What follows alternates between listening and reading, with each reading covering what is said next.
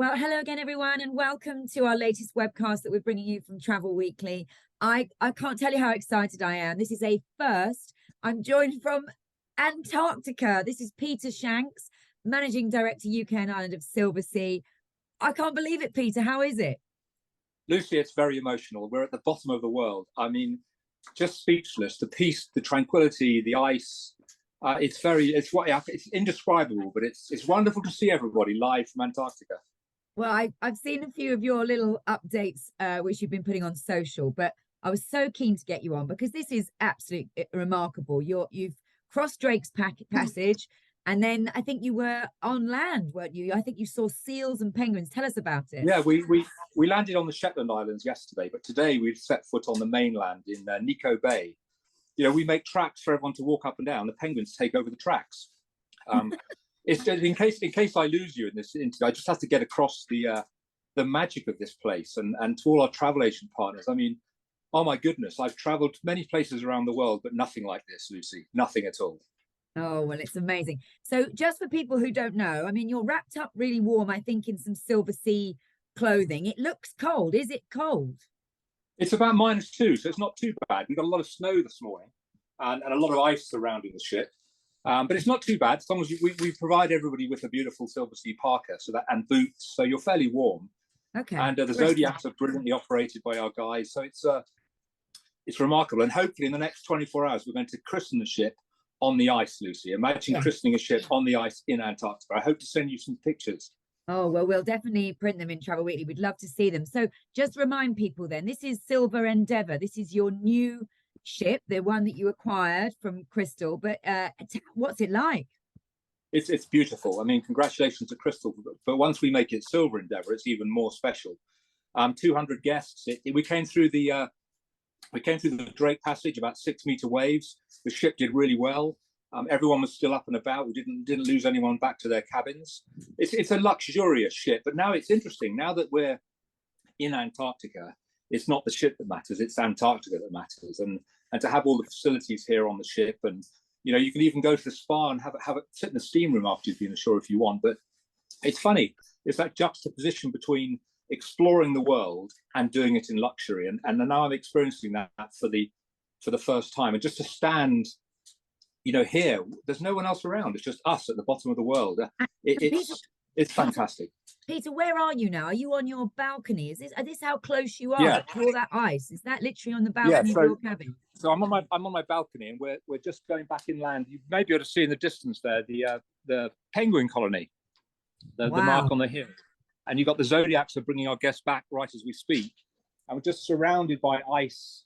Yeah, and I'm on my balcony. I've just come back from ashore, and you know it's and then if you were to look in the suite just here, there's the luxury angle. Yeah, amazing. So you go from luxury to one of the most special places on the planet. They say it's like being on another planet. It's the closest thing to being on another planet while still being on this planet. That's what it's all about. I imagine. Well, it's definitely on my bucket list, and I'm sure for lots of agents, they must have clients who are keen to go to the bottom of the world, as you keep referring to it. Just give us an idea, Peter, you know, when you're in Antarctica, what type of trips, you know, you go onto the ice each day, but do you do different things each day? Do you see, you know, animals every day, or are you seeing more of the landmass, the icebergs? What are you seeing? Yeah, we do landings a day. So you tend to do a landing in the morning, a landing in the afternoon, and then we have lectures during the day and recaps and briefings as to what's happening the following day. We go to different bays, different parts. And then some days we'll just do a Zodiac cruise instead of going ashore. We'll just cruise amongst the icebergs. And of course, this coming summer, the ship will be up in the Arctic doing exactly the same thing, but up in the Arctic all summer. And we've got charter flights going from Stansted straight up to the Arctic for this coming summer, which will be fabulous. So in the winter, she's down here in Antarctica, and the summer she's up in the Arctic. And we're using this ship. We're using this ship for our fly cruise down in Antarctica. So actually fly people into the peninsula, so you don't have to go through the bumpy Drake's Passage if you don't want to. Oh, okay. Well, I think that, I mean, I hear that it can be a little bit hairy, so that sounds like a big plus. And presumably you have a rough itinerary, but I guess the captain has to make decisions day by day based on how the ice flow is. Is that so? You can't be really prescriptive with exactly what you're going to be doing on one of these cruises. sea. So every day can be different depending on the weather, the safety, and the captain makes the decision with the expedition team as to where we go each day. So it's very flexible. But tomorrow, hopefully, Lucy, we're going to christen Silver Endeavour on the ice with our godmother, Felicity, the first lady to ski across Antarctica. So that's going to be pretty special. That is going to be amazing. So listen, Peter, I'm conscious we might lose you. What's your message then to agents watching this who, you know, never been there before, but might have clients that would love it? What would you say? Well, just don't be afraid to talk to people and say, why don't you do something really special? Be bold. Sell something like Antarctica. It's reassuringly expensive, but I just can't express the experience is just highly emotional, and your guests will absolutely love it. So be bold. Talk to your really good guests and say, why not try Antarctica? Try something different.